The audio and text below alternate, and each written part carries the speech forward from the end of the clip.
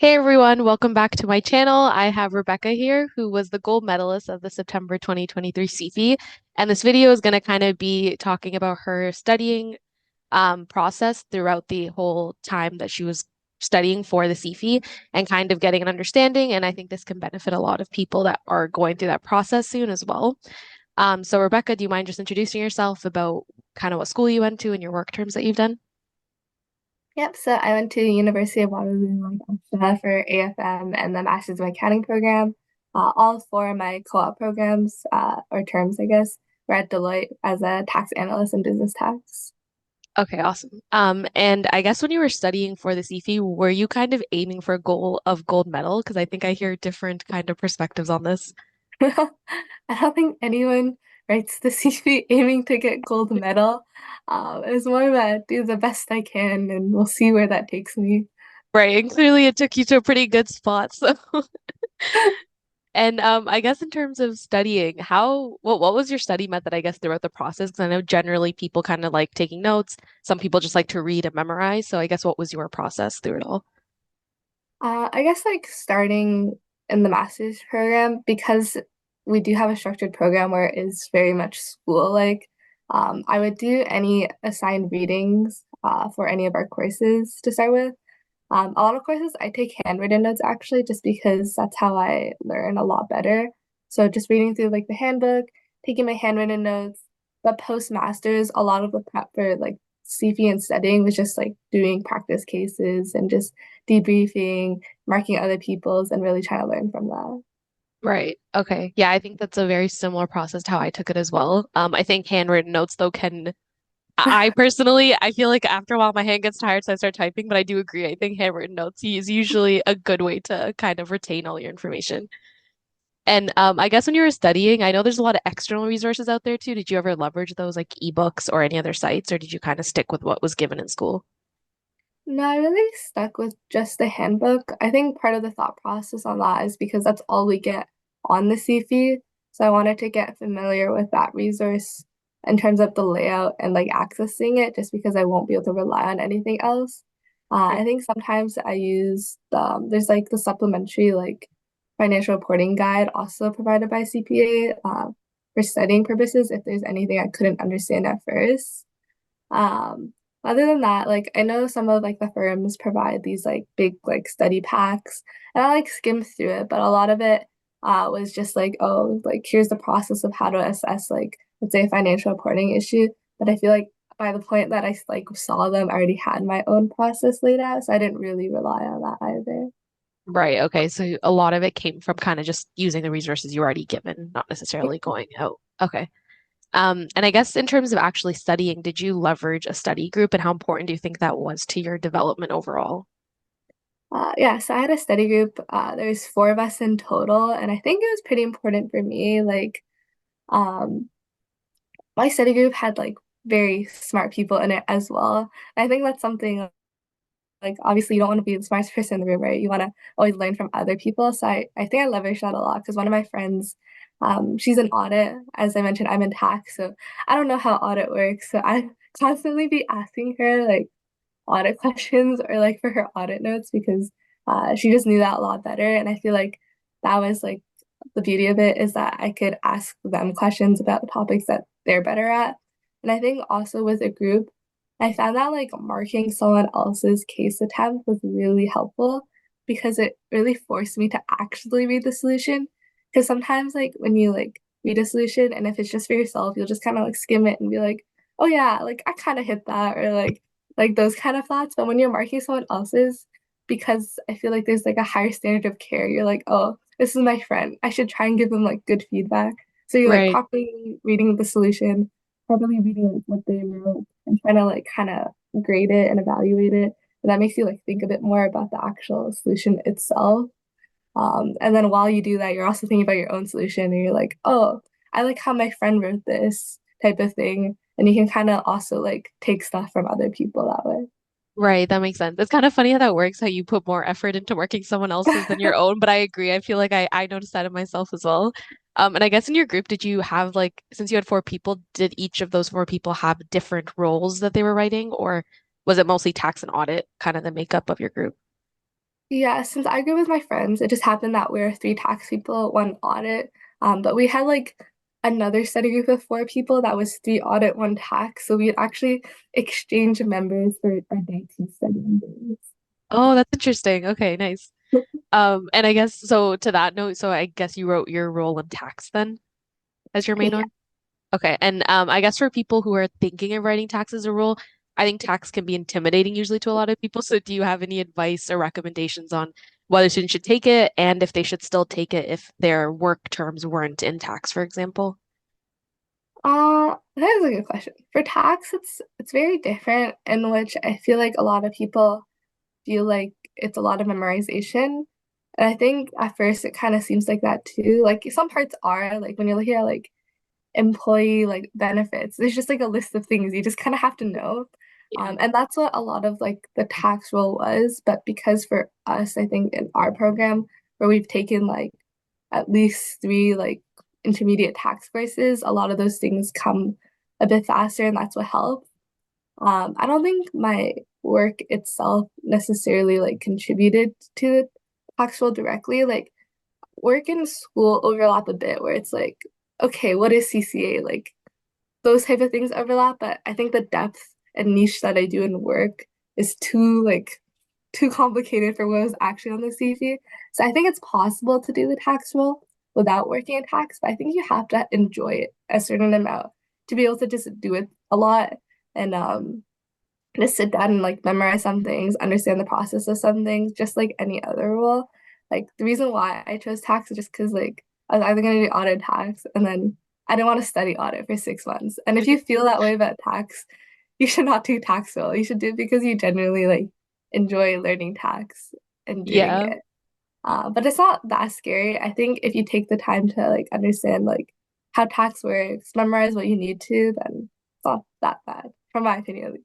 Right. And I guess in terms of actually studying for it, how would you recommend students study for tax? Do you think there's like a certain way that you did it that you think other people could leverage? I think for me, a lot of it just came from undergrad courses. So, because for us in one of our classes, we had to make like one of those summary sheets of our entire like course. I still reference that sometimes when I was like studying. If I needed like a quick lookup, like, oh, do I remember like, I don't know, like the tax rate for the investment income on a CCPC? If I really just wanted to find it quickly, I just look at my undergrad notes.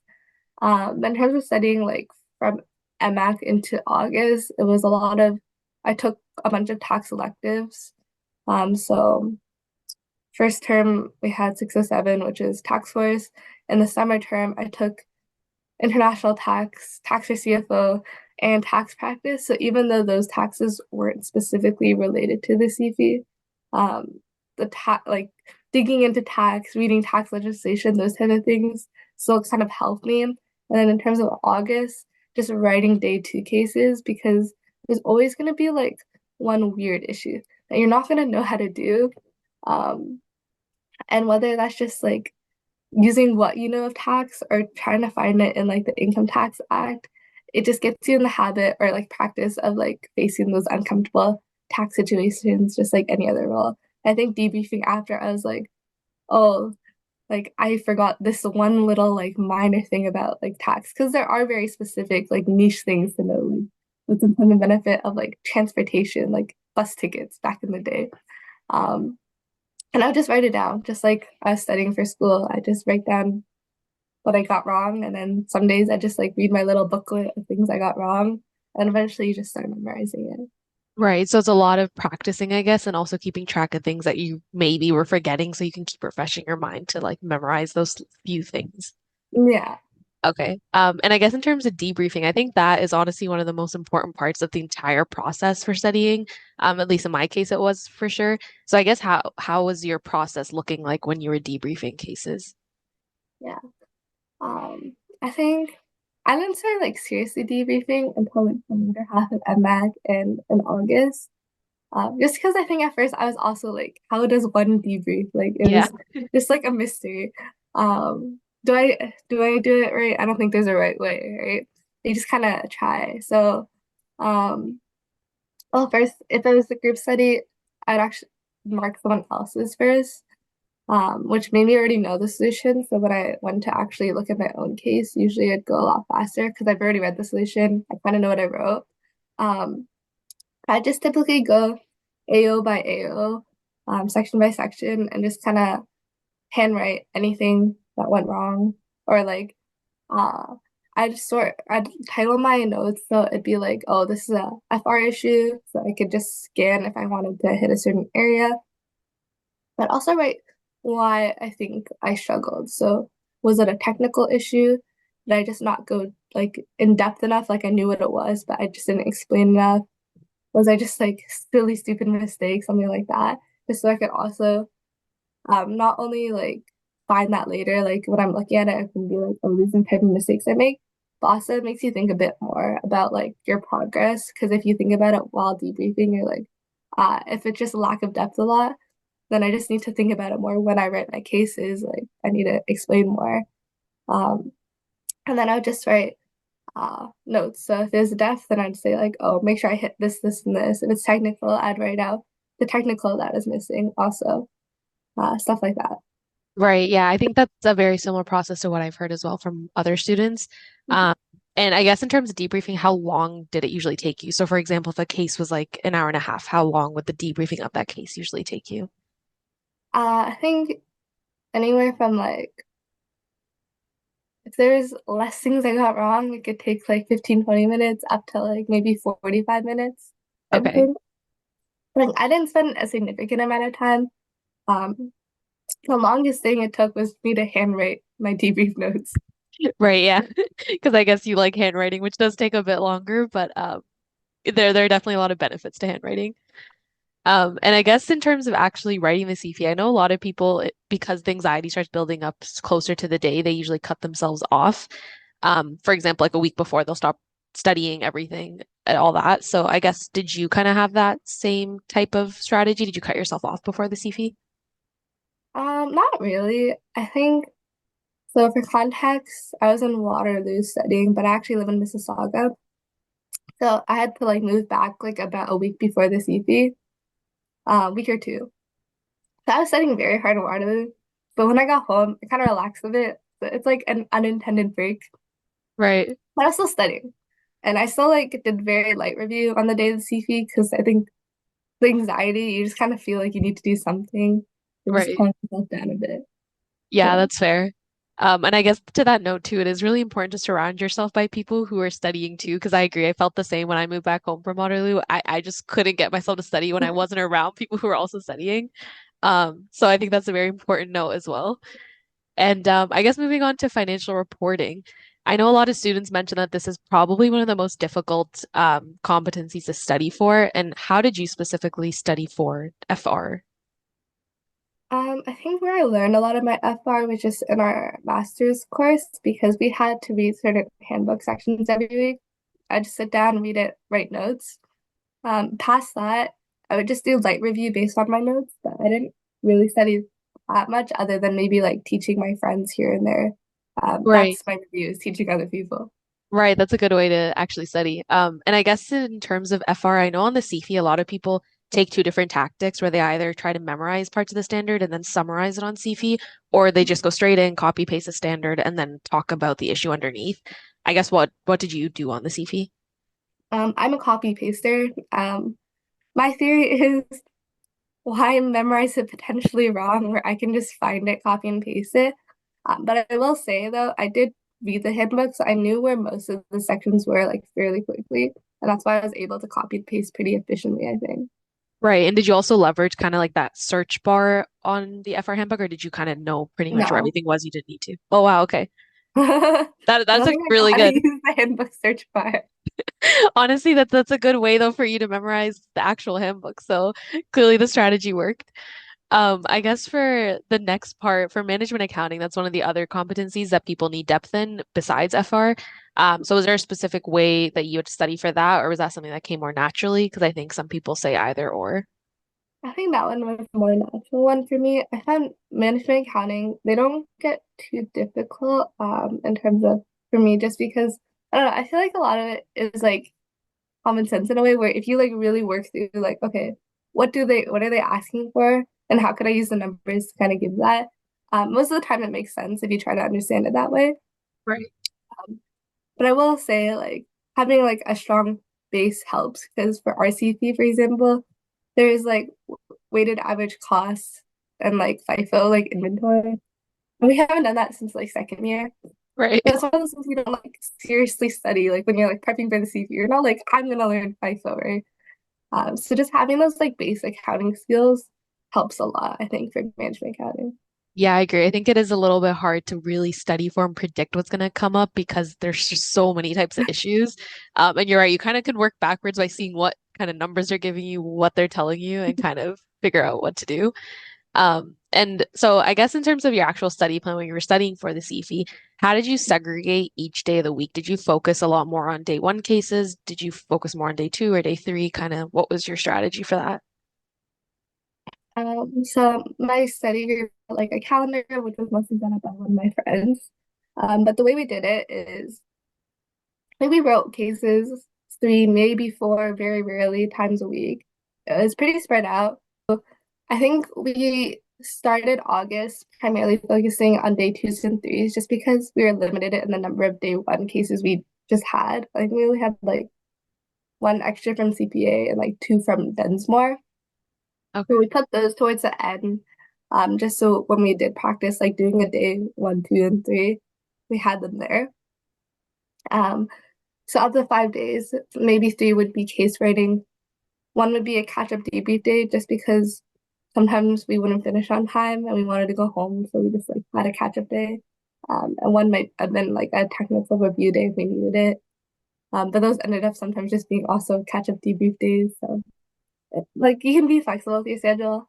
Um, but I think also when we were making the calendar, we tried to make it so it'd be like older cases first and then going towards the new cases. So we were doing the most recent September case the week before the CP on like the same like Tuesday, Wednesday, Thursday or something like that. Right. Okay, that makes sense. And I guess did you guys have any strategies to mimic an actual exam setting when you were practicing so you were ready for writing it in the actual CFE space? I mean, we like somewhat time ourselves. We were like a bit flexible. Like we still took like washroom breaks, or if someone needed like 10 minutes to wrap up, we are like, oh, whatever. But we Right. were like sitting somewhat in silence in our room on campus, just writing.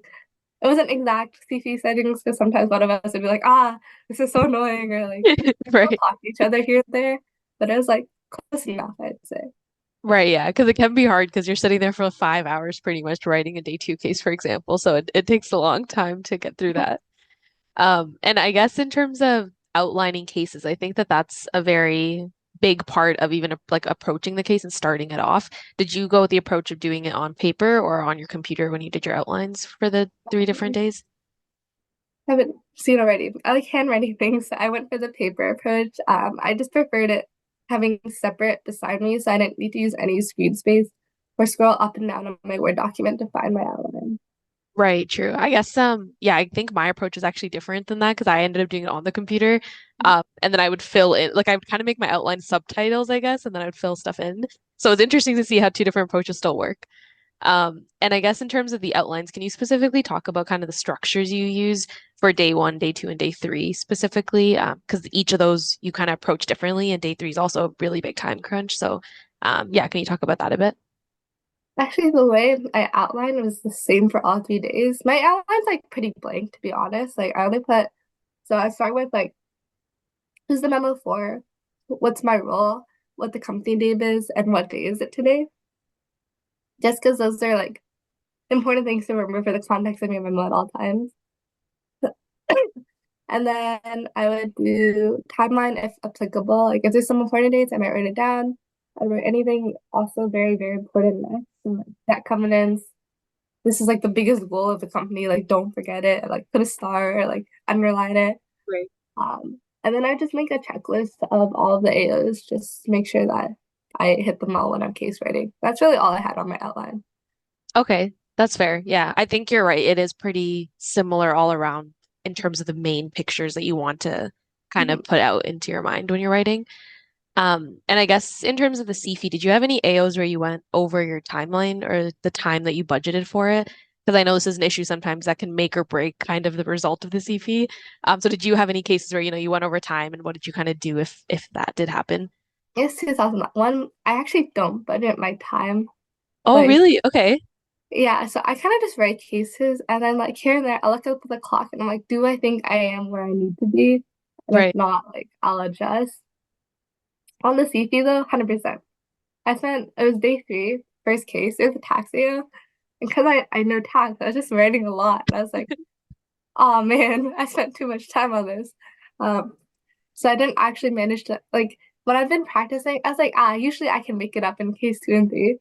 And then this time I was writing like case two of day three. And I was like, oh, I'm so behind schedule. And by the time I got to case three, I think I had like maybe just over like half of the time I should have used on the case. And like Okay. I probably missed an AO to be honest, like on day three, case three, but worked out okay. Right, exactly. And I guess that goes to show too, if you miss an AO, it's not the end of the world. Like it's okay. You can still get that achievement without that. Yeah, like I think when I was writing that, I did like mentally check. I was like, okay, I think between case one and two of day three, I've hit every single like breath area. So Right. if I miss one, I'll be okay. Right, that's fair. Okay. Yeah. That's interesting though to hear that you didn't actually have a timeline, I guess, going. Because I know some people have a very structured approach on how they do it. But it's interesting to see how that can still work without having that approach as well. And I guess in terms of day two, I guess maybe if you didn't have a timeline for this either, maybe this doesn't apply as well. But I was kind of wondering if you had an approach on how you allocate your time across FR and MA and your role, since your role on day two is pretty much the most important part of passing. So yeah, did you have some kind of time frame in your head, I guess, for that? Yeah, I think like if you like take what was like 5 hours less the time to like read the case, I split it about 50-50. I started with FRM. I just like doing them in like the order that we're given the information. So I'd start with FRMA. And I think that worked out because tax I can always kind of rush because I know it a bit better. But during the exam, like while I'm doing my FRMA, I will look at the clock and I'm like, okay, am I where I need to be to finish the tax on time, knowing what the AOs are? And then just adjust from there if I need to leave early or rush to that to get to tax. Right. Okay. And I guess on the actual CFE, what day did you find the hardest was for you, and which day did you find the easiest, and why, I guess? Day three, I think was my hardest just because of the time management. And also I'm not very good at breadth areas like strategy and governance where it's very like I don't want to say the words wishy-washy, but it's very subjective. And like Right. some like weird ones we had on our CC I found just because we've never seen Yeah. something like that before. Right. Um, I think the easiest day or the day I felt the best about was actually ended up being day two. I Oh, think that was part luck though, just because we got like, and especially in my depth roll and tax, I got ones that I was like, I can do this. Like, there's nothing right. like extremely weird for me. So I felt like decently confident in my day two. Right. Okay, that makes sense. And I guess in terms of the MAcc program, do you think that helped you get that gold medal? Do you feel like without doing MAcc, if you were to do PEP, for example, do you think like MAcc went into more detail for you to help contribute to getting the gold medal? I think part of it for sure. I think forcing you to read the handbook as part of MAc, like the high standards of like aiming for like good marks at the MAc because I do think they like marked pretty strictly like during MAc at times. But that just kind of pushes you to work harder. Also, Right. like the friends I studied with who are like a really good resource I met through MAc and I guess undergrad as well. So I think going to MAc did help a lot in that aspect. Right. That's fair. Yeah. And I guess in terms of the stress of CFE, I think that is a really big part that a lot of people struggle with trying to kind of keep their anxiety down, for example. Did you have any ways that you were managing your stress to make this process a little more fun and easier for you to get through? Uh, for context, I don't get stressed like super easily. I'm like a pretty Okay. easygoing person. Right. But I think it did help. I did a lot of like random other stuff, like even while studying. Like in our when we after we wrote a case, we go to like eat lunch or whatever, and then we found like this random like game in the staff lounge, like the student lounge, and we Right. just like started playing it every single time after lunch. Oh, Um, that's nice. yeah, so like playing games or like sometimes at like in the evenings, like playing sports and stuff like that, taking naps when I wanted to. Right. Um, not overworking. Like as I took that pretty seriously. Like I tried to stop working latest like 6 p.m. Like I'm not studying anymore, stuff like that. Right. Yeah. No, that's a very good tactic. It's very important to kind of be strict with your schedule so you actually make sure you have time for other things. And I guess overall, just to kind of end off the video, do you have any final, I guess, tips for anyone who's writing the CFE? I think the most important thing is to like kind of figure out yourself first because that makes the studying a lot easier. Like if you know what how you learn best, you got to cater to yourself. You don't need to follow what other people are doing to be successful. Like even we had differences, right? We both Right. have, so you can see that there. And also with that, like knowing your weaknesses and being okay with being like wrong. It's okay to feel like a bit stupid at first. Like that's completely fine, especially if you're like months out from the CP. It's better to like feel wrong now and feel stupid now rather than like feeling stupid on the CP because that's the last day you have. Um, Right. but if you like are okay with being wrong now, then you'll be able to reach out for help, whether that's like studying more, reaching out to friends, and knowing what resources you have to really help you with your weaknesses. Right. Yeah, no, that's an awesome tip. And I guess for people watching too, it's okay if you're early on in the process and you don't know anything, because I definitely did not know anything and I still passed. So it'll work out. You just have to kind of stay focused and work hard. But yeah, thanks Rebecca for doing this video and thanks everyone for watching. And hopefully this helps future people who are going to write the CFE and you'll be contributing to part of their journey on that, which is exciting. So yeah, thank you for doing this video. Thank you.